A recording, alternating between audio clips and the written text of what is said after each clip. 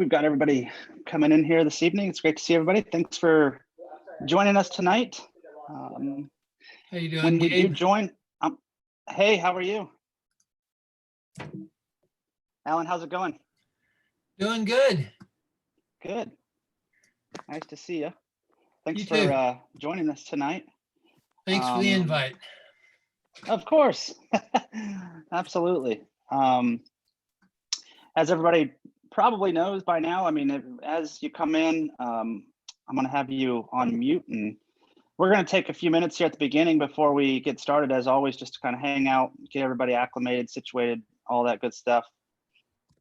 And then we'll get started. So if you want to say hello to anybody, go ahead and feel free to unmute yourself and do so.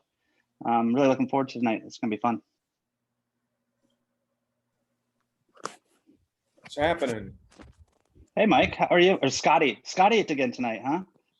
Hey, you know, we did the IMC club and it had my name right, and I don't know why it's still Scotty. So I have no idea, and it won't let me change it. Here, I'll change it for you. How about that? I'm not sure I want that. Shut up, Ryan. I've got video and audio. Yeah, it looked like you guys had a good flight. That's awesome that you were able to do that. And get Ryan from, was it Lancaster? Lancaster back home. And thank you, Mike. And we had a lot of fun.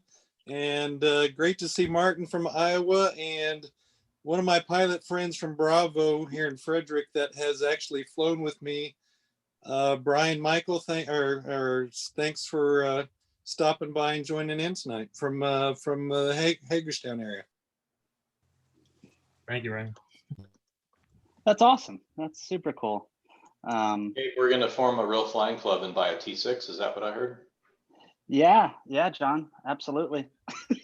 Hey, Gabe, what's going on, hey, buddy? Tim, what's up, buddy? How are you? Hey, good. How are you doing? Quick question. Great. First time I've jumped on one of these in a long time. Is this one of the ones you get a wings credit for?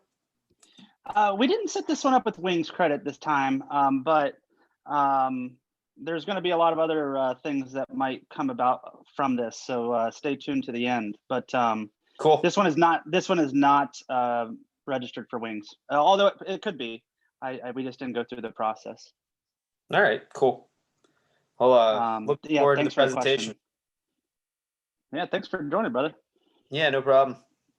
Speaking of so, wings, by the way, everybody that's on the call, the reason that I was able to go to that event this past weekend at Call Prep was because Tim had me as his guest. So I appreciate that, brother. That was awesome.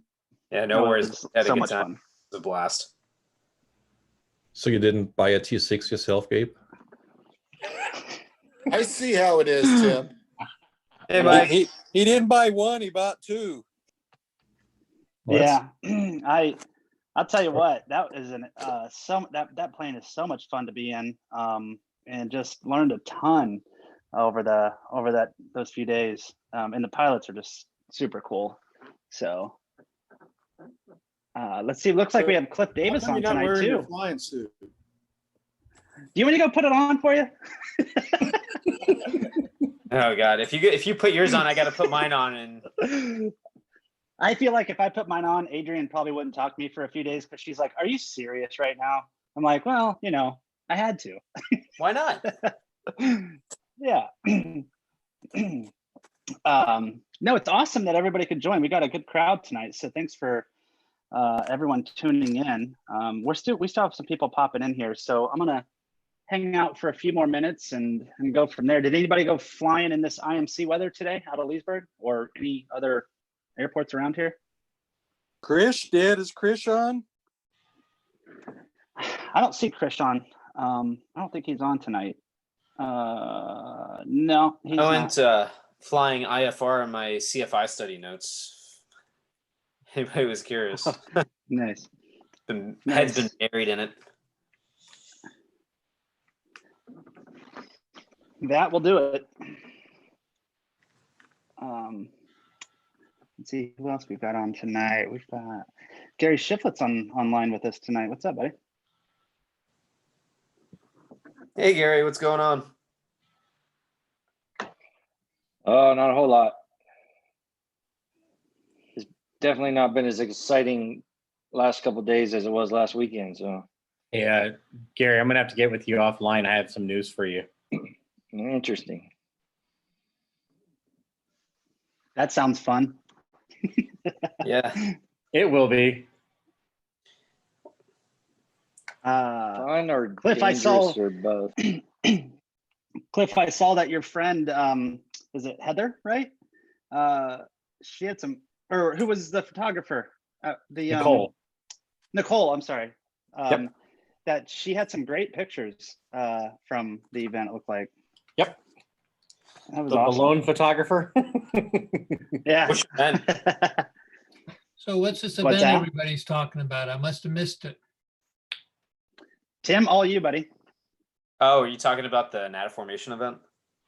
Yep.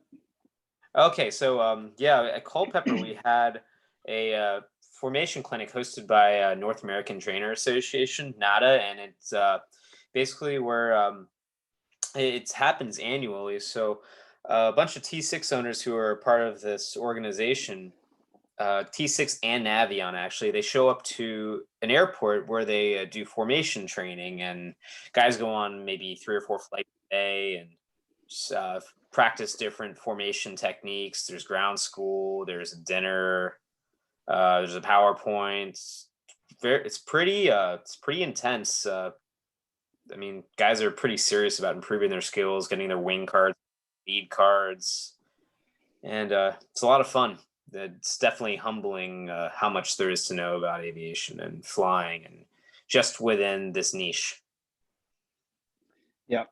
Yeah, it was So it is was that set up awesome. so you bring your own airplane there and they give you additional training? Is that the purpose, or is it Yeah, someone? yeah, it is. I mean, fly with I you? don't have my own T6 right now, so but I'm trying to get into Navy flight training. So I'm using the opportunity just to learn as much as I can about formation and try to get a leg up and just know the skills. It's a good opportunity to network, make some friends. Yep. It was Well, Yeah. it was awesome. And all of the pilots that brought their planes from around the area were just great. And so if they had open seats, you could ride in the rear seat. And so that's what we did. And it was really cool. And along the way, met Cliff Davis and a lot of other people with the Commemorative Air Force Capitol Wing. And so, because we were using that hangar of theirs. And so it was really cool. So it was, what, 3.5, 4 days of Yeah. that type of thing. And it was just a ton of fun. It's cool because, not just by sitting in the back seat, we would also take notes and bring them to the debriefs and offer a critique, and just based on things we saw that maybe other people didn't see, and everyone was learning from it. It's just a great, great learning environment. And it's basically a environment where you have to check your ego at the front door, take criticism no matter how much experience you have, and accept the fact that you need to improve in some way. And it was just very humbling, very what's the word I'm looking for? I'm drawing a blank. I'd say humbling is probably a pretty good one there, Tim. But Yeah. Again, like the preparation, the brief and the debrief were fascinating to watch and learn from. Specifically the debrief for me. I thought the debrief was awesome. And I think I even posted about this as far as all of us who don't fly formation, but how you use a debrief to really learn from that flight, regardless of the mission, was something that I kind of took away and really hit home. Seems like a no-brainer, but I think we kind of just get lost in like, hey, we're at our destination, let's go do our thing. And it was just a nice reminder. We did it every single time. So I thought that was really neat. But well, with that said, let's see, I've got, thanks. yeah, absolutely. If by the way, if you want to know whoever, I was trying to find who that was. If you want any more information on that, let Tim or I know and we can help you through it. Or, if you want to learn more about it, let us know. Feel free to message me. Well, I'll help you out or answer any questions you might have. Yep. All right, cool. So we're right at 10 after, and which is about normal for us. And earlier today, Rich and Billy and I had a briefing call, if you will, as far as how tonight was going to go. And we got all set up, and I'm really looking forward to having Rich join us tonight. And I really am thankful that that we're able to spend this time together. I know a lot of people have been looking forward to it. So Rich, thank you so much for joining us this evening.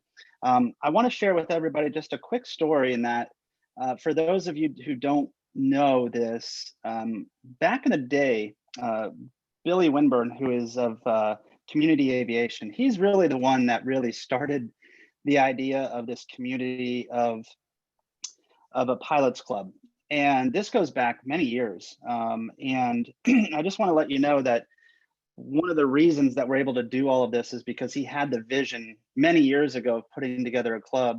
And it just so happens it's evolved over time. But Billy has been really the one that decided to, hey, let's figure out how to have some fun while we're learning to fly as well. And therefore creating a pilots club through at the time of flight school on the field. And all of a sudden, you know, here we are today. So this Smokehouse Pilots Club really was the visionary of Billy Winburn, I believe, way back in the day, and it's just evolved to what it is. So I'm glad to have him online. And Billy, thank you so much for you know, coordinating with Rich. And I'm really, you know, excited to see you guys collaborate the way that you have been to provide not only just students, but really anyone in aviation value from learning. So so thank you guys for doing this tonight. Billy, go ahead. Anything you want to add there, Billy? Thank you, Gabe, for very kind words. And I'm glad you must have gotten my check, you know, right on time. But I appreciate you saying that.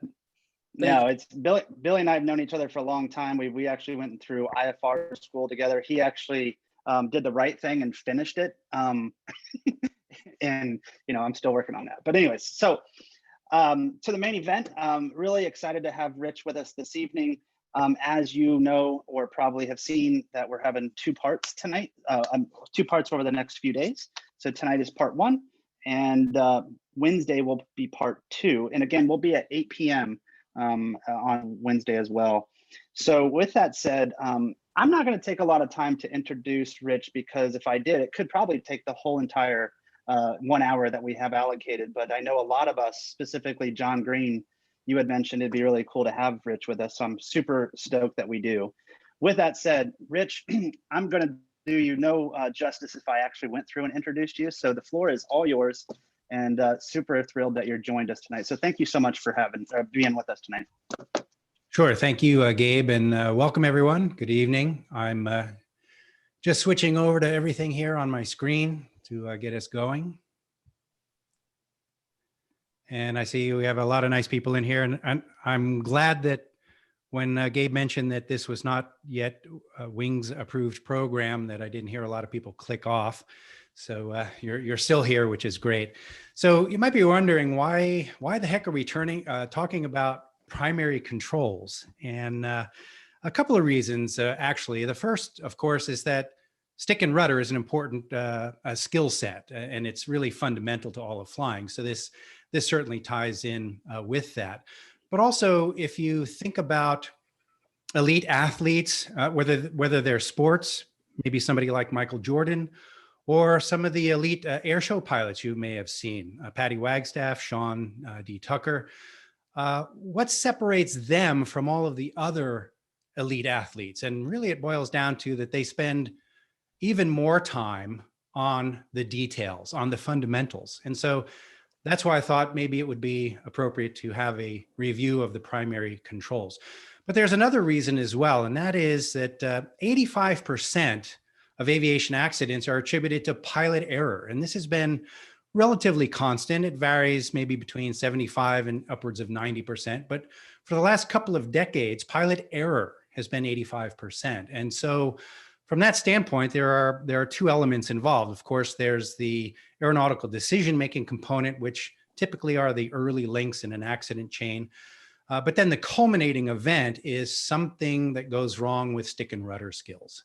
So the final event is some kind of a miscommunication between pilot and airplane. And so since pilot error is such a large percentage here, maybe it made a little sense, at least to me, to maybe fall back and have a look at the primary controls again. I'm going to ask just kind of a rhetorical type question, but it is a question that I have asked to flight instructor groups throughout the years. And that is, if I gave you a model airplane, and let's assume the model airplane also had movable control surfaces, and then I asked you in such and such a maneuver, whatever the maneuver might be, at a particular point in time in the maneuver, could you take that model airplane and show me what the controls are doing, how they're positioned? And again, it's kind of a rhetorical question. I'll have you know that a lot of flight instructors, when I pose the question in a live communication, you can see a lot of them start to squirm because maybe they're not quite as confident in showing it, representing it on a model airplane. Obviously, they can do it in the airplane, but sort of intellectualizing or visualizing on the ground with a model might be a little bit more difficult. I'm sure RC flyers out there can certainly tell you where the controls are, no matter which way the airplane is oriented. But just kind of an interesting question to ask yourself: how deeply do I understand what the controls are doing at any given point in time? And so one of the assumptions I'm under tonight is that you're all here seeking a deeper understanding. And so maybe I'm going to take a little bit different approach to how controls are discussed. Part of that is my experience teaching unusual attitudes, but also comes from an aerobatic background. A couple of other assumptions I'm going to make that we're all familiar with basic aviation terms, that we're all familiar with the parts of an airplane, and that we do understand pitching, rolling, yawing, and the three different axes that are involved in flying an airplane. The one control that I'm not going to address this evening is power, the power in this whole equation. So it's really just going to be the primary control surfaces. The power discussion is a whole separate topic, maybe for another time. So I'm also assuming that we're all slightly familiar with lift, weight, thrust, and drag, four forces of flight as well. Okay, so basically there are 4 different tiers of flight training, and traditional flight training takes kind of a bottom-up approach where it's kind of what we call designer oriented. It's geared as if we all have to be aeronautical engineers. And really it's the top tier, this energy tier, which is represented, one element of that would be a power curve, that is most important to us as operators of an airplane. We don't really care much, or at least I don't think we do, about temperature, viscosity, and those sorts of things. We can certainly drill down into these lower layers, but we're going to try to take a more pilot-centric approach this evening. And that is, if you do this, the airplane will do that, and really boil it down to something as hopefully as simple as that. And so really what we're doing here is this bridge training to try to fill in or backfill some of the gaps or questions that might have been left through primary training, which will then get us across to the other side where, again, we have a better understanding and maybe can even push our learning to the correlation level, which is the highest level of learning that we can attain. So let's do just a quick little review about why things fly. And it's all about wind and angle. It really boils down to those 2 things. I'm going to start here. I want you to visualize some kind of a flying surface inclined at some angle to the relative wind. We call that angle of attack. And I want you to also picture something that I'm sure all of us, majority of us have done in the past, and that is we've stuck our hand out of a window while the car is driving down the road, and we've tried to just fly our hand in that relative wind. And if I were to ask you, what did your hand do? How did your hand react to being tilted at an angle to the relative wind out there? Most people will immediately raise their hands and shout out, your hand goes up. But if you think more deeply about it, it actually doesn't only go up, it goes up and back. And it doesn't go back because it's still connected to our shoulder, although that is one limiting factor. It goes up and back. And so we can resolve that into the 2 familiar forces, 2 of the 4. Lift is the good one, the up one, and then the drag we want to minimize, which is the rearward force. And so it doesn't really matter what that surface is, we're going to have some kind of a consequence of giving it an angle to the wind. And we see that around tornado season in the Midwest. We can make anything fly, provided it has enough angle and enough wind. the cow in this particular case, in this slide, may not have much control over what's happening. We may want to debate whether it's really flying or not, but it is moving through the air because of sufficient wind flowing over the cow at the right angle. And then here's another example, a short video passing a high-speed jet of air over a snap-on screwdriver. And I'm going to preface this by saying, please don't try this at home. But again, wind and angle, we can even get tools to hover in an airplane maintenance shop. And obviously, somebody is getting billed for that time. I don't know if you realize it or not, but mechanics are a lot like attorneys in their billing. But anyway, this is something that a friend of mine was doing back in Iowa. So with that in mind, let's take a look at these two airplanes. Basically identical airplanes. For all intents and purposes, all things are equal here. You can actually visualize, the relative wind in this picture. You can actually even visualize the angle that is made between the chord line of the wing and that relative wind. And as a result, both of these wings are making lift. Both of these wings are making drag. Nice segue here. Well, here's some formation flying. I don't know if this is the kind of formation flying that some of you have been doing lately. But in the end, in a broader context, again, it doesn't matter what side of the surface it is. As long as there's an angle and there's wind, there's going to be some kind of consequence, in this case, lift and drag. Again, two nearly identical airplanes, weight-wise and everything else. And hopefully after all of this, no one will ever have to ask the question, how does an airplane fly upside down? Because first of all, how does the airplane know it's upside down? But secondly, the same principles that apply to an airplane that's flying inverted apply to the airplane when it's in upright flight as well. Okay, so in the end, when we look at an airplane, we're looking at an assembly of wings. Everything on the airplane is subject to wind and angle. Now, some of our wings may have a flat bottom and a rounded top. Some of them may be symmetrical. Some of them might be rather short. Others might be rather long. The propeller is a good example. It's just a rotating wing. And if we make the propeller long enough and we put it on top of the airplane, we can maybe even call it a helicopter. So, and there might be wing struts that are streamlined so that there is no net effect in terms of generating lift one way or the other. Wheel pans do the same sort of thing. But whenever we look at an airplane, it is a series of wings bolted together, all subject to wind and angle. And so to move on to the next part of it here, we're going to talk again from this pilot-centric approach, which means that our actions, the things that we do, will always have a performance consequence, right? So in the end, flying doesn't happen to us, it happens because of us.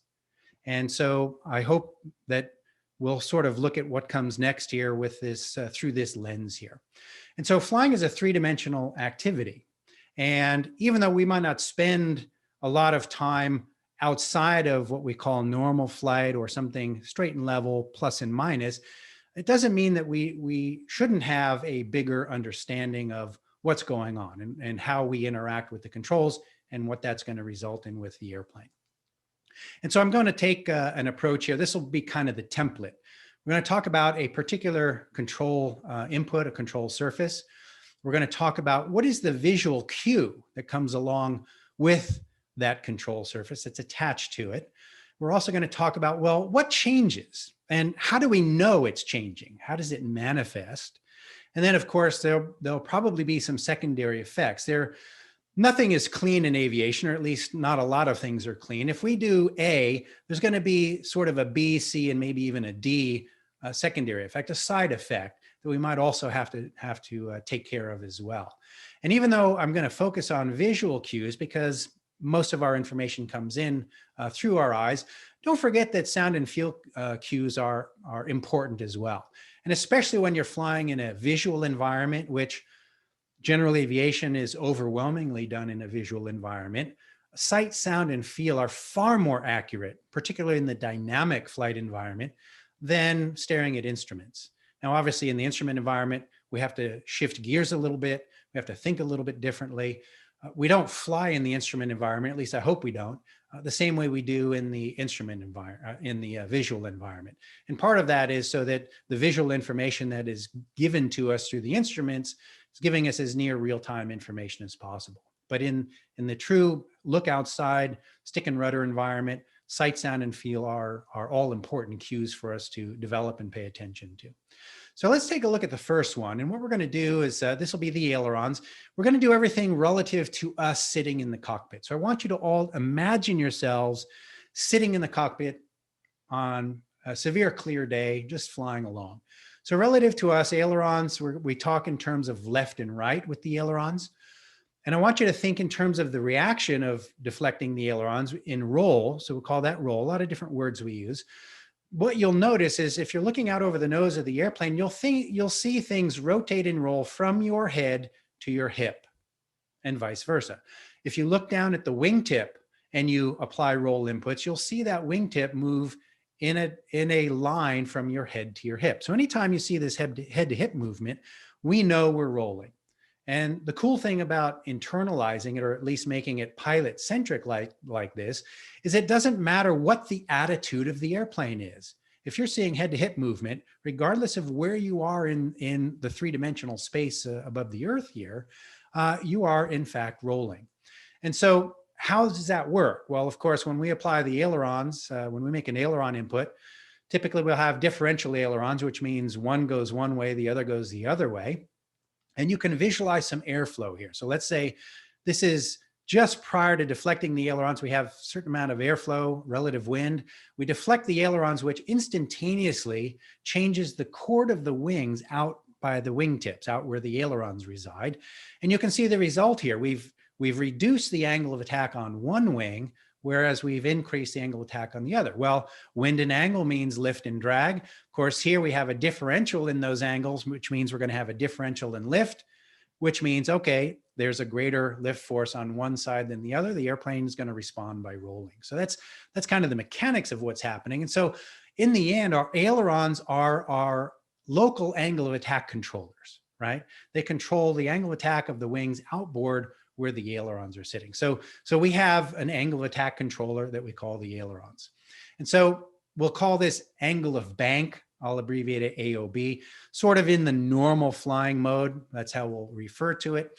So ailerons roll head to hip, angle of bank. A lot of times other descriptors we'll use, are we banked or are we wings level? And again, this kind of applies within the realm of kind of the normal flight environment you might be in.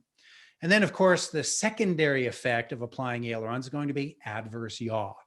And adverse yaw is a matter of degree, right? In a J3 Cub, there's going to be significantly more adverse yaw, most other things being equal, than there will be in a Cirrus. But if our goal is to cancel yaw, to have a coordinated roll, in other words, a yaw canceled roll, bank, we're going to need to do something with the rudder at the same time we apply the aileron. And it'll be a different amount depending on, again, the type of airplane and some other factors that may be adding or subtracting from that secondary mix of adverse yaw. Okay, so let's take a look. So talking in terms of bank angle, the maximum bank angle we can have, and this is looking kind of from a straight and level normal flight viewpoint, the maximum bank we can have is 180 degrees, right? We're either zero bank, wings level, upright, or 180 degrees of bank, and we can go either left or right. And so as we look here, okay, so we've just shown the airplane do a roll to inverted, 180 degrees of bank. But there's a weird thing that I've noticed. I think if we just do it straight like this, I think everybody would agree that 180 is greater than zero. And one illustration of that is if you have $180 in your wallet, that's greater than $0 in your wallet. And I'll let you decide which one is the flight instructor's wallet. But I think we understand what this means, but intuitively. But I find a lot of pilots who have a difficulty understanding that 180 degrees of bank is greater than 0 degrees of bank. And if you want proof, undo your seatbelt in both of these and tell me they're the same, right? They're not the same. The maximum bank is 180 degrees, and that is certainly greater than 0 degrees of bank, which is straight and level upright flight. So from here, of course, we can go another 180 degrees and end up back in our normal 0 degree bank wings level flight. But if we want to do something else, let's say roll to 45 degrees of bank to the left, that's the traditional way we would do it. We would just apply some left aileron, cancel some adverse yaw with some left rudder, and here we are. But if you're aerobatically inclined, there are two ways to get here. We could go the long way around. So if I reset, we could go the long way around if you're really bored and you're flying an aerobatic capable airplane and you're competent enough to do the maneuver. So there are different ways that we can arrive at the same place.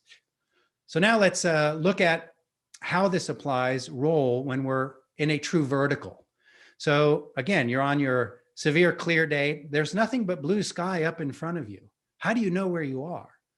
Well, in aerobatic and all attitude, unusual attitude training, we learn to look where the information is the best for us. And when we're working in a vertical, as I'm depicting here, most often we can look down the wing. In this case, we'll look down the left wing and we can see the wing in relationship to the sky, the ground, the horizon line. And so we can actually fly the airplane relative to a perspective that's 90 degrees from the direction we might be going. And so if we come back here with a left wingtip as our reference, we'll put our 0 degree angle at that reference, 180 degrees being the opposite direction. And bank angle really doesn't mean anything when we're in the vertical. So let's just call it roll angle. And again, we could do a 45 degree roll to the left in the vertical. An aerobatic pilot, an airshow pilot might call that 1 point of an 8-point roll in the vertical, or 1/8 of a roll. Again, if we reset, we could go 7/8. We could go the long way around and still arrive in the same place. So this axis and how the airplane responds, how it looks to us when we make aileron inputs, doesn't matter where we are in space again, as long as we're looking in a place that gives us the most information. So let's talk about the rudder now. So again, relative to us, we talk in terms of left rudder, right rudder. Yaw, of course, if you imagine yourself, look at the nose of the airplane, picture yourself in the airplane looking at the nose, you apply some left rudder, you apply some right rudder, you'll see the nose will kind of slide from ear to ear. And again, you could look out at one of your wingtips and again, you'll see it kind of rotating from ear to ear. And so that's our representation of yaw. As we look at an airplane in this particular case, picturing an airplane that's approaching a very heavy slip, maybe even approaching knife edge, you can almost see here, we've got wind and we have an angle. And so we're actually using the rudder to give the fuselage an angle of attack, which means the fuselage is now going to have lift and it's going to have drag. And so really the rudder is the angle of attack controller for the fuselage.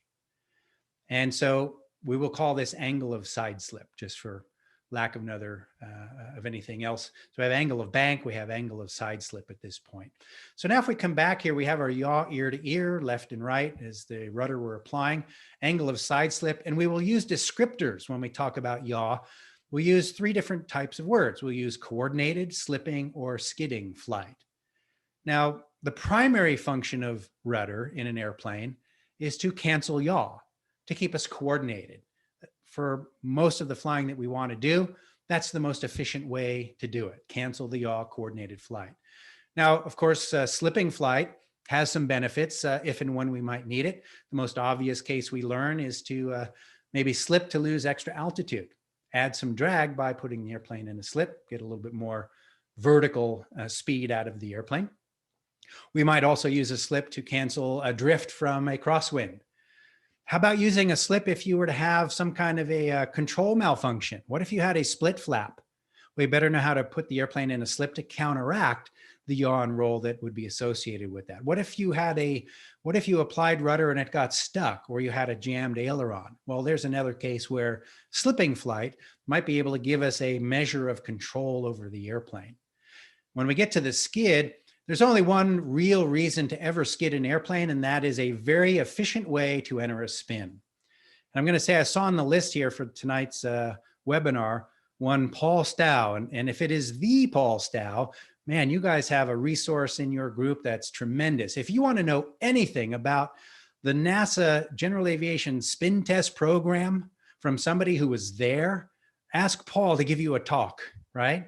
But again, coordinated flight, that's what we want most of the time. Slip could be advantageous in different circumstances. And I want you to always say this word with skid. I want you to always say from now on skid spin, because that's the most efficient way to get there. There's no practical value for skidding an airplane unless you want to enter a spin rather crisply. And then, of course, the secondary effects, we have something called proverse roll, just the opposite of adverse yaw. Typically, if we apply the left rudder, we may also get a little bit of left roll, some left banking in that direction. And then there could be some gyroscopic precession. There are some interesting cases where we might get some precessional effects due to applying the rudder. And so I'm going to show you an example here. Let's imagine ourselves, we're in the vertical, or you're watching an air show performance where the pilot's going to perform a hammerhead pivot.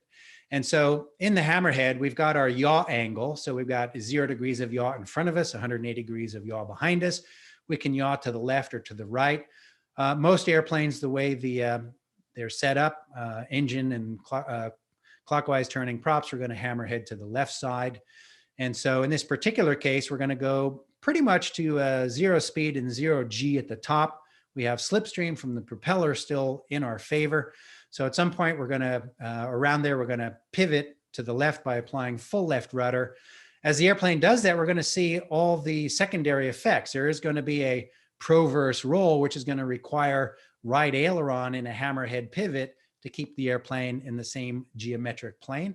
There will also be a gyroscopic effect, which will appear in pitch, which is going to want to pitch the airplane off of the vertical onto your back. So there's going to need, you need some forward elevator during the hammerhead. So here we're using full rudder to do a hammerhead pivot, but we're also needing right aileron and forward elevator to cancel the secondary effects. And so we can take our airplane and pivot it in the vertical plane, 180 degrees in yaw. Would be sort of the most extreme, or one of the most extreme examples of using the rudder as a primary action.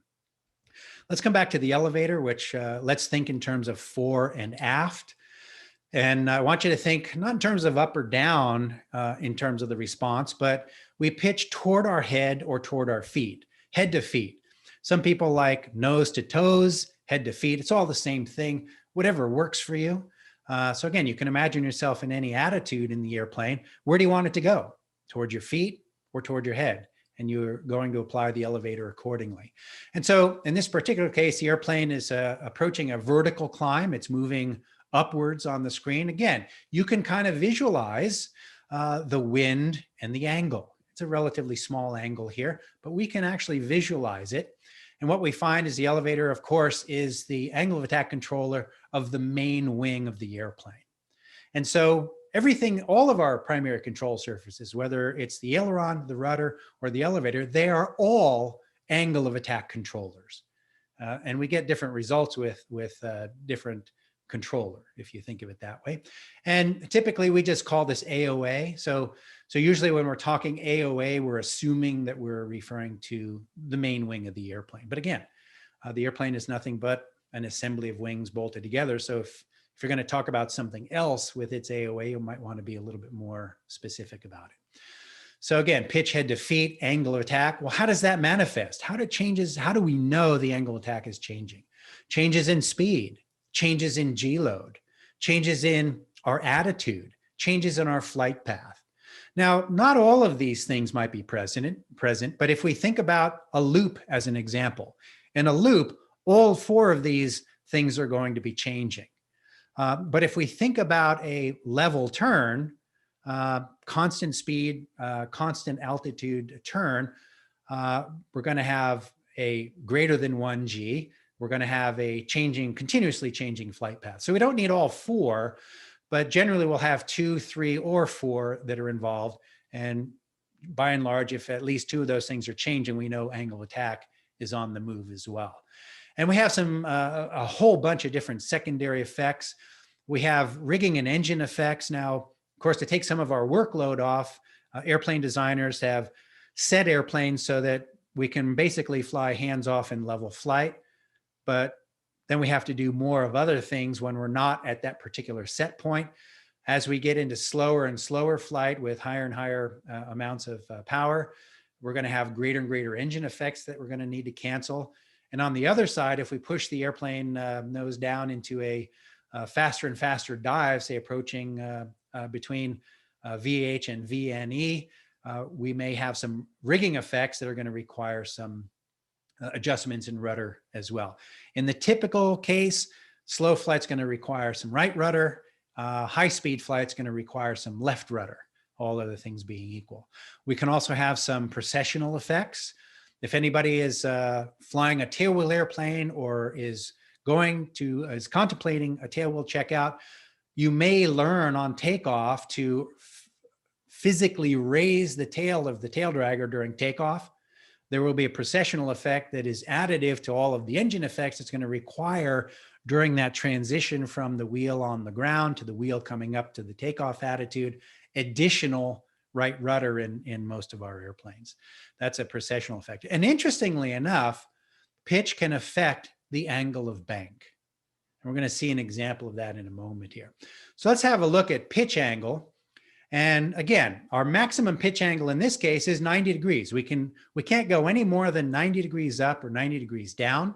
And I've segregated out as we have the upside, which is the blue side, the downside, which is the brown side, and zero pitch angle on both sides, left and right here. And so if we kind of further refine this, anytime our head is pointing toward the side, I'm going to call that positive just for our discussion tonight. And some of this I'm very loosely adapting from an aerobatic environment. It's not truly from that, but I'm taking some of that, what they talk about there. Doesn't mean that it's positive G, just when in our point of view, we're going to say that's positive. If our head is generally pointing toward the ground, we're going to say that that's negative. So let's look at the different quadrants here. If the airplane is anywhere in this first 90-degree pitch up quadrant, we can say that we're positive up. If we switch to the next quadrant from 90 degrees up back down to 0 on the other side here, we could say that we're negative up. If we're in the lower quadrant here, in the lower left, we could say that we're negative down. And then the final quadrant in relation to our picture here would be positive down. And so here's that interesting thing. I want you to watch what happens here. I'm going to take an airplane. If you don't have the screen here, imagine yourself taking an airplane, fly your hand from upright level flight and do a half loop to inverted. Anybody notice anything interesting here? Did the bank angle change? It's not the same bank angle it was before. Again, if you don't believe me, undo your seatbelt and you'll notice a big change. The angle of bank is now 180 degrees. So the interesting thing is when we start to move in pitch in the vertical, angle of bank is going to change. And from our starting point of a wings level upright flight, when we move in the vertical plane upwards toward the sky, angle of bank will tend to increase. So now if we look at coming around the rest of the loop, look, the angle of bank has gone from 180 degrees back to 0. So in the descending part of the loop, our angle of bank is actually inherently changed by decreasing. So there can be a secondary effect on bank angle when we're pitching an airplane as well. We don't see that in the horizontal plane when we're doing normal turns, but once we get outside of that, and that may be a little hint to those of you who have taken the Shondell challenge that we'll talk about on Wednesday. Okay, so again, like we've done with the others, we could pitch directly to a 45-degree nose down attitude, or if we're aerobatically inclined, we could do 7/8 of a loop to establish the same 45-degree pitch angle down as well. Okay, so let's now have a look at the airplane that I showed you earlier, which was in a slip, right? So a fairly healthy slip. But what we're going to do is now look at the individual controls. I'm going to zoom in on that left aileron, which is the down wing in the slip. If you look at it, you can see that that aileron is deflected. There is a gap there, particularly if you look toward the wingtip. So the aileron is deflected, and it is, if you think about it, is deflected to the left. So I don't know how many of you were taught this, but if you're holding the stick with your right hand, or you're holding the yoke with your right hand, if you move the stick to your left, or you twist the yoke to your left with your thumb up, that aileron is up, the other aileron is down. So that's one way if you're doing a a pre-flight before takeoff and you want to check the controls. We don't just check that the controls are free. We also want to check that they are correct. There have been accidents where airplanes have come out of the maintenance shop, ailerons have been disconnected and reconnected backwards, where if you went free and correct, left thumb up, left aileron up, and vice versa, maybe we can avoid one of those rare types of accidents.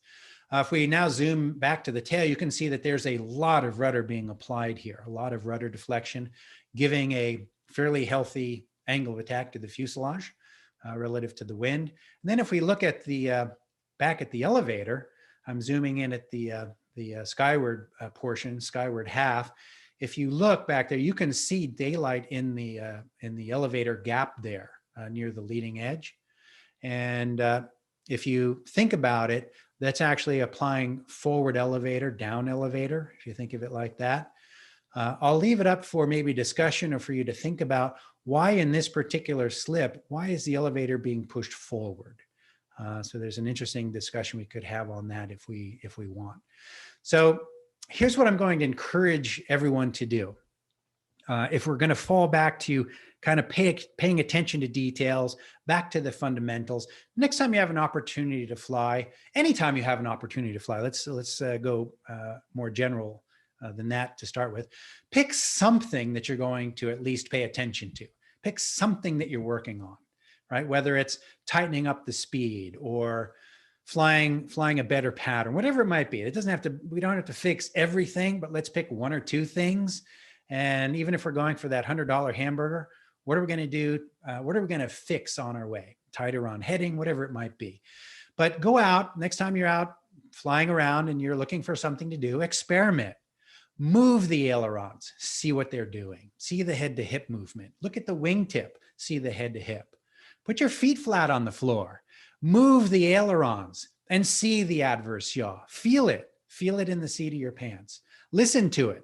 In a Cessna 172, once you get about 5 degrees or so of yaw angle, the airflow off the prop growls at you. It lets you know.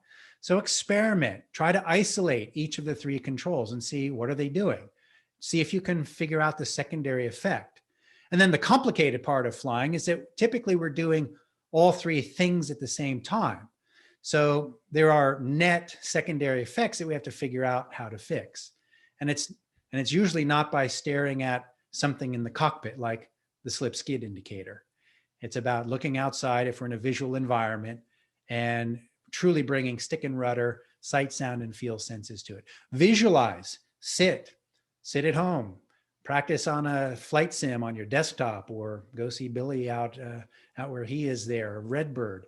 Visualize, take a model airplane and see if you can figure out what the controls look like as you roll into a turn, as you're setting up a slip one way versus the other way, as you're at a certain point in something like a lazy 8, and see if you can really do that mental gymnastics, that mental exercise.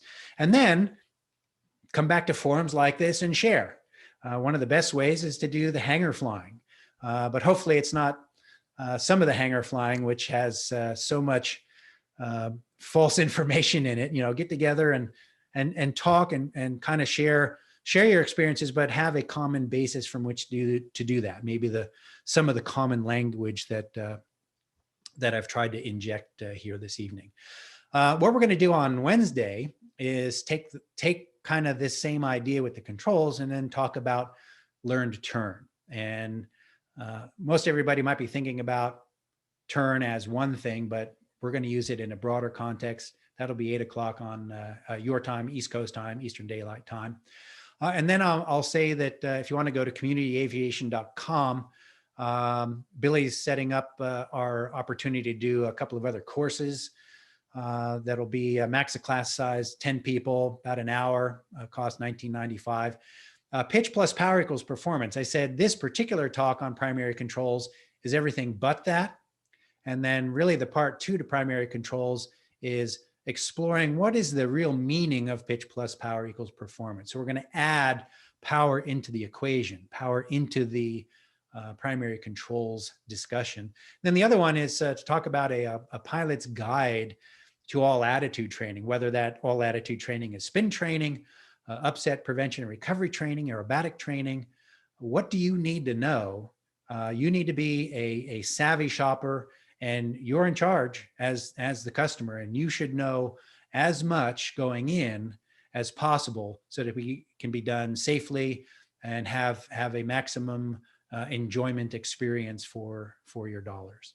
So I think with that, Gabe, I'll turn it back over to you, and we can open up to questions here. Awesome. Thank you so much, Rich. That was fantastic. As always, let's give Rich a virtual round of applause for that time. Thank you so much. I was kind of watching the chat here. I don't see any questions just yet. So anybody that would like to ask a question, feel free to unmute yourself and or place that into the chat. While we're doing that, can you guys, Billy and or Rich, give us a sense of what those classes you mentioned there at the end kind of consist of? What is that? What would you expect in one of those? Yeah, Billy, do you want to take that, or I can start, and then Billy can kind of fill in the logistical side of it. Yeah. But basically, we'll have discussion similar to what we had this evening. There'll be opportunities for question and answer. We will have supplemental materials, handout materials that will be included as well. So think of it like a real virtual classroom, and with 10 people, it's a little bit more intimate. We can interact a little bit more. It's not quite amenable to one-on-one at this point, but I think 10's a nice, comfortable number. Plus, that gives us some additional people to share some of their experiences and things like that. Billy? Yeah, the idea is to make it truly interactive and have some materials and a syllabus that make it true courseware.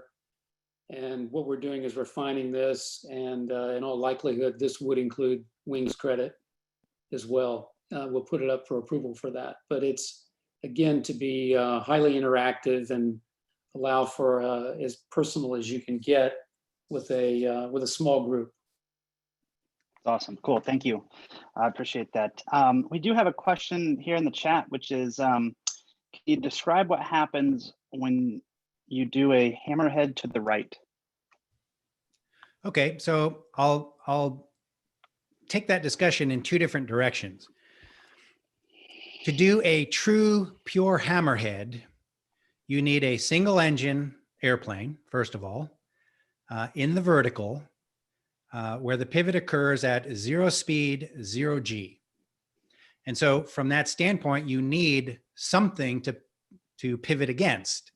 And that something is the slipstream coming off of a single engine propeller-driven aircraft. And in those types of aircraft, the overwhelming the number of aircraft that we fly, the slipstream favors the left pivot. And so that's why we hammerhead to the left. Now, if you happen to be flying behind a Russian engine, say a Yak or something like that, the props turn the other way. So those airplanes are set up to hammerhead to the right side. You still have the same things. You're going to go down from a vertical attitude, 0 speed, 0 G. You're going to kick in full right rudder. Still going to have pro-verse yaw that you're going to have to deal with. And you're going to have a processional effect. So you do have the elevator involved as well. So it's just a matter of which side are we going. Now, you can't do a pure hammerhead in a glider, because if you get to 0 speed, there's nothing that the rudder can bite into to pivot. So basically you're doing kind of a very steep wing over where you still have forward speed and you're going to pivot by kicking into the relative wind from your forward speed. A twin engine aircraft, you may be able to use asymmetric thrust, right? But I'm not aware of any aerobatic capable twin engine airplanes that any of us should be ever attempting anything remotely close to that. Okay, so that basically takes us to that. Interesting that's the first question we go to. Hopefully it's because you're taking aerobatic training and you want to try a hammerhead to the right. But it is a pretty unique maneuver in that you get to go from high speed, high G to low speed, low G, and not only low speed, low G, but 0, 0. And if you think about it, if you can get down to 0 speed and 0 G, you cannot stall the wing, because by definition, you need airflow to separate from the wing. At 0 speed, there is no airflow to separate. Therefore, you cannot be stalled. kind of an You know, interesting piece of the I have envelope. some- And you yeah. can't stay there very long. It's a transient thing, but it puts you in that one little piece of the envelope where 0 G, 0 speed, there is no stall. I have So some here's triathlon training from back in the day, and what I remember was about, because of the airspeed lag, that's really, you kick the rudder at about 40 mile an hour indicated, because of the airspeed lag. But yeah, it took quite a bit of right aileron and down elevator to get it to come back down in the same plane without rolling or pitching. Yeah, and that's fairly typical. And again, a lot of it depends on the airplane, the power, what effect that has as well. But the interesting thing is, you can actually get airspeed indicator down to 0, even though it does have some lag, and still get a pivot around. I've got some video that shows the cockpit instrumentation. There are other indicators that we will use. We won't look at airspeed as the cue. So for example, in the decathlon, there are several different things. First of all, we know that we have a finite amount of time going up. So there's an internal time clock, right, that we can learn to calibrate. We're looking at the wing basically the entire time until we pivot. Also in the decathlon, just at the moment, you're set up to do a nice clean hammerhead, which from an aerobatic competition standpoint, when we're talking about the pure hammerhead, the pivot has to occur within the wingspan. So your radius of turnaround is within the wingspan. The airplane will have a very slight shudder in the airframe. And if you think it's shuddering, I'll tell people, if you think it's shuddering, pivot. If you wait until it's really shuddering, we're probably backing up into a tail slide. So, but yeah, that's you're right on track with your description there. So I used to fly radio control precision aerobatics, and yeah, actually we could go either direction, but we had so much control authority, it was ridiculous. And we actually had to pull power in the vertical to do a hammerhead because we could go up forever. Yeah, you have power to weight ratios that we don't even can't even Yeah. not even talk about. Yeah. So let's see. We got something in the chat here. Martin, do you want to ask your question of Rich? Sure. First of all, great presentation, Rich. Thank you for doing this tonight. I'm curious about a term called coupling that I read about in your book, Emergency Maneuver Training, and I think I have an idea of where it's going, but I don't think I fully understand it. When I think you explained it's when movement around one axis causes movement around a second axis. And I wonder, is that the same as what you call the secondary effect tonight? And if not, how are these terms different? Sure, thanks. Thanks, Martin, and thanks for plugging the book, which is available on richstowell.com. And that's an unpaid endorsement from Martin anyway. It is a great book. Yeah, I think a great person to have really zero in on the exact meaning of coupling would be someone like Paul Stowell. But for our purposes, I'm going to loosely say that you can consider one leads to the other, and that would be a coupling, right? Now, of course, the most common coupling I talk about in the book is yaw and roll coupling for spins, right? And so you can think of a classic skidding base to final turn where the pilot applies bottom rudder, inside rudder toward the ground. The airplane at the same as a response, the nose slices toward the ground, but it also starts increasing the bank in that same direction. Of course, the pilot's reaction to those is to do exactly the wrong thing, is to try to fix yaw and roll that are starting to couple, right, that are working together by pulling back on the elevator. Exactly, it's not an elevator problem, it's a yaw problem. And then once the airplane departs, and especially as that spin starts to develop more fully, you get this yaw roll coupling that kind of drives the process. And eventually in a spin, you can let go of the controls and it propagates itself, it drives itself. I see that we have a question here from John Green. If nobody else has anything pressing here, I'll talk about unusual attitudes. In the end, I talk about the 3 S's. You have stall, which in and of itself is not an unusual attitude, but it can lead very quickly to an unusual attitude. You have spins, and then you have spirals.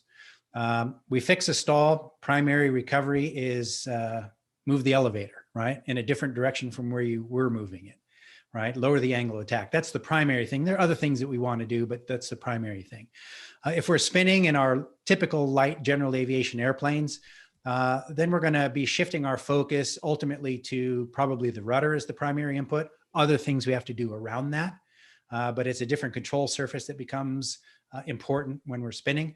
And then when I talk about spirals, I talk what I really mean is any overbanked attitude, any bank angle that you had not intended to be in. So whether that's, wake turbulence encounter, whether it's a steep turn that's gone awry, or you're trying to do a spiral and that it really becomes a spiral, anything like that, then our ailerons become the primary focus. And so from that standpoint, and again, there are other things procedurally that we have to do, but stall is a primarily elevator centric.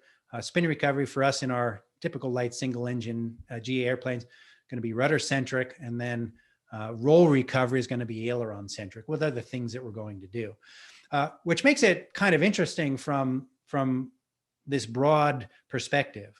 If it's an unusual attitude, which let's call an unusual attitude anything that you did not intend to do, and maybe your first corrective action is making it worse, right? And so in general aviation, we learn one abort maneuver, and that's the go around. But rarely are we taught other aborts. We don't abort other things when we should be willing to abort other things when they're not working, right? And so if we're going to abort because of an attitude or a flight configuration that is not working the way we wanted it to, or is not what we intended, it's only one of two recovery procedures. It's either spinning or you're going to shallow the bank. That's it. Doesn't matter whether you're IFR or VFR, right? And so from that standpoint, all you have to do is diagnose which one of the two is it, right?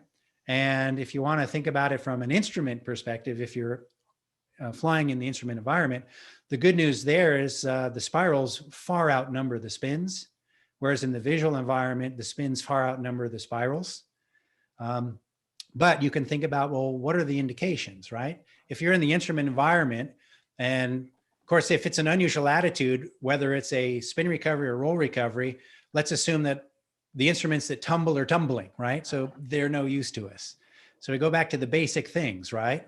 Needle ball airspeed, right? And so if the airspeed is staying low and constant, but your altimeter is unwinding, guess what? We're going to probably guess it's a spin, especially if you look at the turn coordinator and is leaning over one side, right? But what if the turn coordinator is leaning over to the side, the altimeter is unwinding, and the speed's increasing? Well, we're going to do some kind of a roll recovery, a spiral recovery, right? And so once we know to ignore all of the spinny things that are on the instrument panel, what is the speed telling us? Is it increasing or is it staying relatively low and constant? So the airspeed tells us which one is it, and your symbolic airplane in the turn coordinator tells us which way is it going. And then we know what to do about it, right? If we follow procedure. Okay, so anybody else? So if it's the specific question from John is wake turbulence. So let's say our wake avoidance strategies have fallen apart and we do get wrapped up to the point where you are inverted, where you have reached an angle of bank of 180 degrees, you are fighting with counter inputs. You are pointing your inputs toward the sky, full aileron, whatever rudder it takes. But if the wake is stronger than you are and it's still rolling you inverted, despite those countermeasures, once you're inverted, you're going to roll with it. And the problem is, as you roll upright, you may still be in it. So you might have to go from with it to against it again, back and forth. It's not a situation we would want to wish on anybody, because typically where's that going to happen? Close to the ground, right? So all of the things are against you. So avoidance is the far better strategy than relying on recovery, because you still may hit the ground, but if you're going to hit the ground, you got to get the wheels as close to down when you hit the ground for survivability as possible. That's great. Other questions? Any other questions? Yeah. And if so, go ahead and unmute yourself and ask away. Rich, while we're for just a second here, I'm curious, do you walk around feel like you're spinning because you've done over 34,000 spins? There have been those days. For example, we did a 3-day clinic with pilots out of, was it JYO, Billy, there in Virginia. So 3 days, and I might be doing eight flights a day or 6 flights a day. Yeah, by that second night, I have to have a foot on the floor when I'm sleeping. It's sure. I'm a little off to begin with, I guess. No, that's funny. Well, so anybody else have any questions for Rich while we're here? If let's see, here's one for you. Rich, do you think they should teach spins in PPL? Yes, good question. Can and should are 2 different things, and that applies to a lot of things in aviation. For example, can you roll a 172 versus should you? Should we teach spins in private pilot? The evidence is positive that it does have a beneficial effect against inadvertent stall spins. The should part of it is, unfortunately, our corps of flight instructors and fleet of available capable airplanes are woefully inadequate. The typical flight instructor, to get their spin endorsement, and this is based on 2 flight line studies of flight instructors across the country throughout the 90s. On average, they receive 0 ground instruction in stall spin dynamics and a total of 2 to 4 spin entry and recoveries before they're signed off as competent to teach. Now, if all it took in something as complicated as learning to fly an airplane was 2 or 4 of anything, we all would have soloed after our second landing. So can you? Yes, I would suggest that you do, but find places that specialize in it, just like you would when it's time to get instrument training. You want to find a CFII, right? So kind of do that same sort of diligence, and that's what the talk on the Guide to All Attitude Training is. How do you find out an instructor who specializes in that realm? Because you really do want a specialist at that point. Yeah, so I see John Green did 6 before his spin endorsement. Good job, John. All right. Well, let's see. Any other, Rich, are you giving instruction these days? The answer is yes, right?